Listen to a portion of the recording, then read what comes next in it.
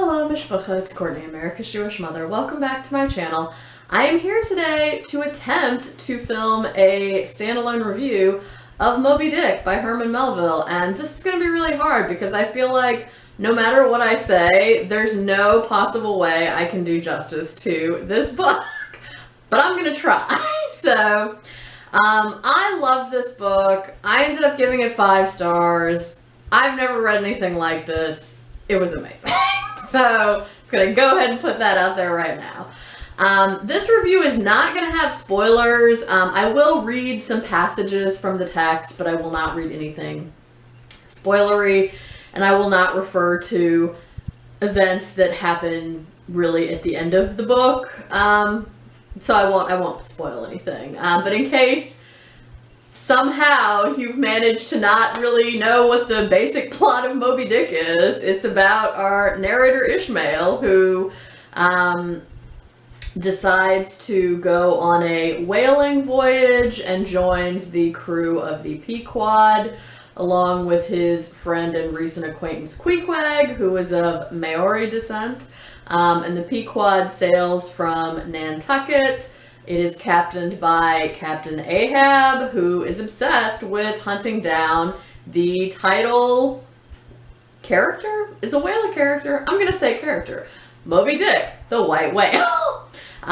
Because Ahab had an encounter with Moby-Dick many years prior, and Moby-Dick took his leg. And so now he has a fake, one of his legs is like a fake ivory leg. So that's the basic premise, in case you somehow managed to not know that. So that's the premise.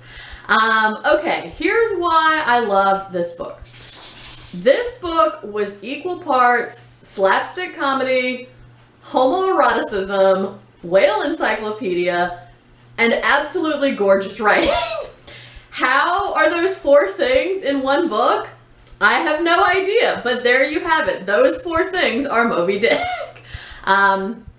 Okay, so slapstick. So there are some things in this book that are just really funny, particularly when it involves scenes where there is dialogue between the crew members, especially Stubb. He tends to be a funny character. The initial interactions between Ishmael and Queequeg are also quite humorous. And yeah, and then one scene, and this was the scene, by the way, where I decided that I love this book. There's one scene where they're on the ship and they've killed a whale, and they're butchering the whale, and one of the crew members literally falls into the whale carcass, and then Melville cracks all these jokes about obstetrics and gynecology when describing the rescue. And that was the point at which I decided that I love this book. So yes, slapstick comedy, check.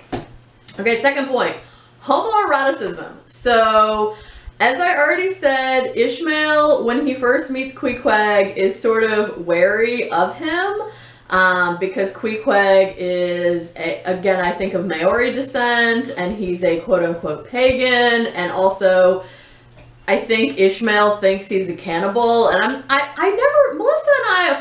did this buddy review with Melissa, fully booked, in case I didn't already say that.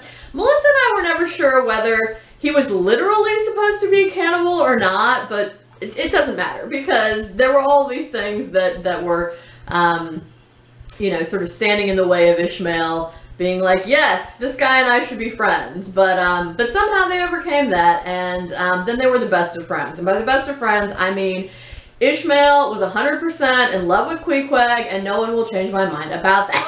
So, yeah, there were just a lot of things that happened throughout the course of this book that are very homoerotic, including a lot of references to sperm whales and killing sperm whales and getting this valuable substance out of them I think it's called spermaceti, maybe. That was used to make a variety of products and was apparently very valuable, but often it would just be referred to as sperm, and then there would be some lines where you could definitely read it as like a double entendre, and if that happened once or twice, you might think, okay, well maybe this is just like an antiquated way of talking, But I feel like it happened a lot of times to the point where I was like, Melville, you know what you're doing. This book is gay. So yes, Moby-Dick is gay. Change my mind. Number 3, Whale Encyclopedia. So this was the one thing that I had heard about this book prior to my reading it, is that it is in large parts a dry, boring whaling encyclopedia. And that is true. There are large parts of this book that are a dry, boring whaling encyclopedia, but it is so much more than that, y'all. So I developed a working theory while Melissa of Fully Booked and I were reading this book, which is that I believe Melville actually just wanted to write a whaling encyclopedia because he just thinks whales are endlessly fascinating. As a matter of fact, I saw a review of this book on Goodreads where the person said that Melville was the kind of person who would have cornered you at a party and started talking to you about whales, and then when you went to the bathroom to get away from him, he would have followed you into the bathroom and kept talking about whales, and that is 100% true. So yeah, so it is in parts a dry, boring whaling encyclopedia, but again, like I said, it's so much more than that, because the whaling encyclopedia bits, what they kind of serve to do is they give you a sort of metaphor for what being on a whaling ship is like, because you have all these whaling encyclopedia bits, but they're interspersed with like the actual story of Ishmael and the Pequod and Captain Ahab and everybody else on the ship.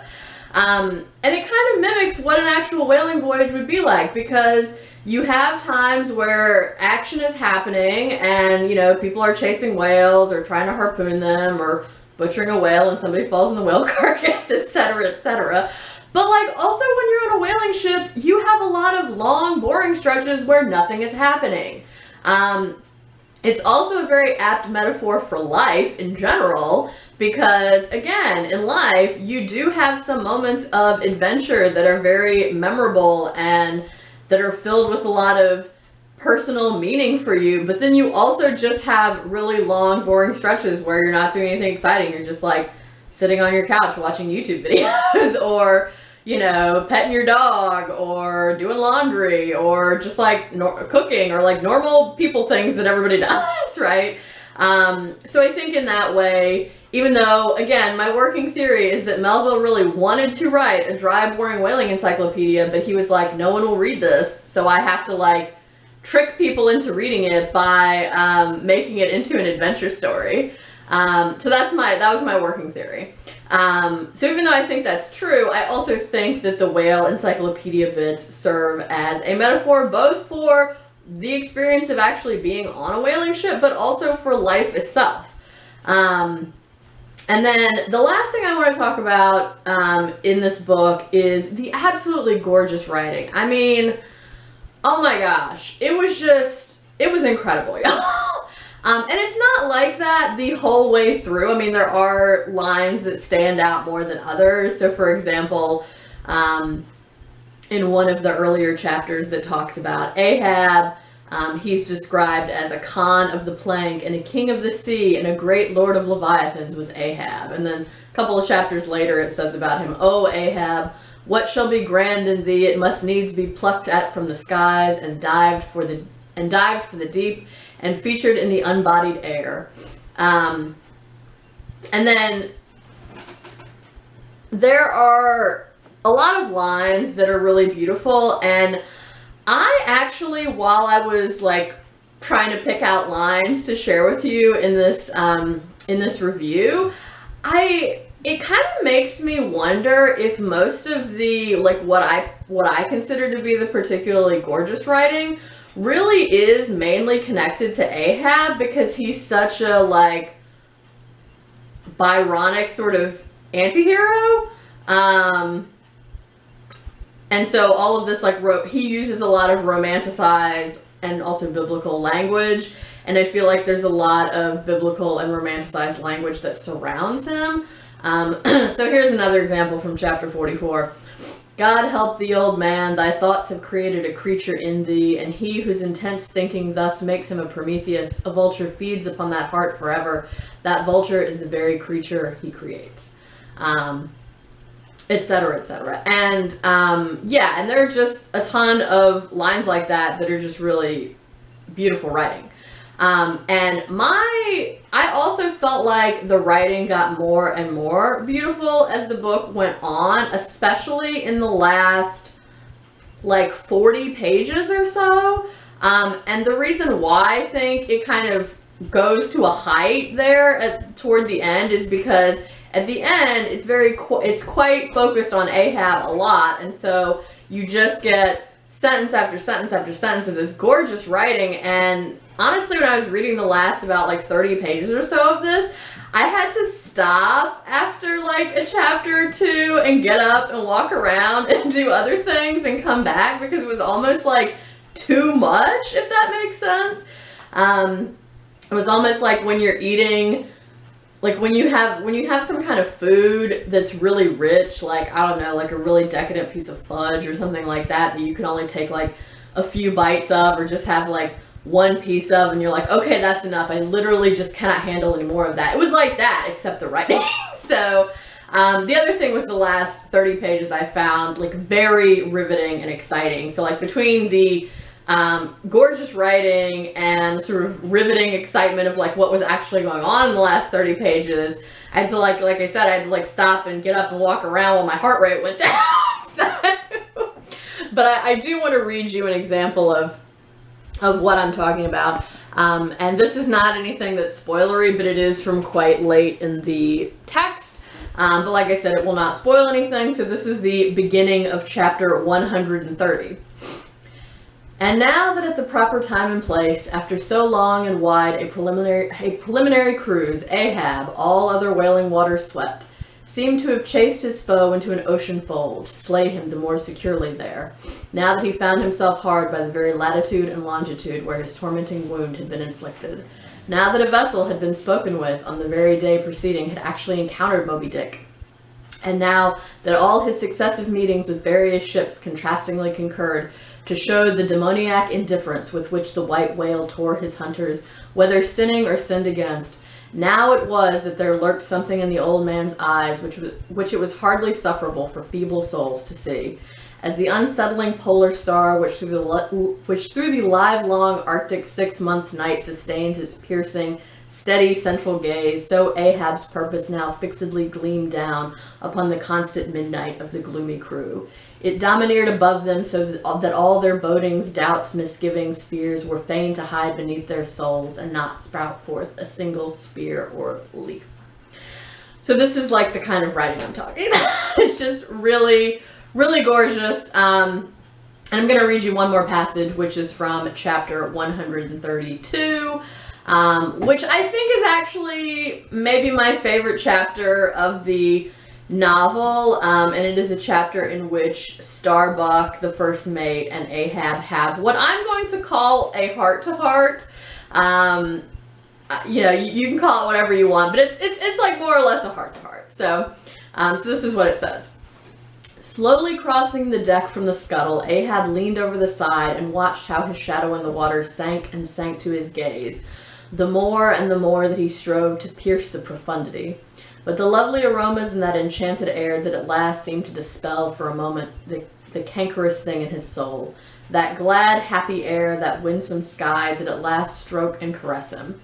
The stepmother world, so long cruel, forbidding, now threw affectionate arms round his stubborn neck and did seem to joyously sob over him, as if over one, that however willful and erring, she could yet find it in her heart to save and to bless.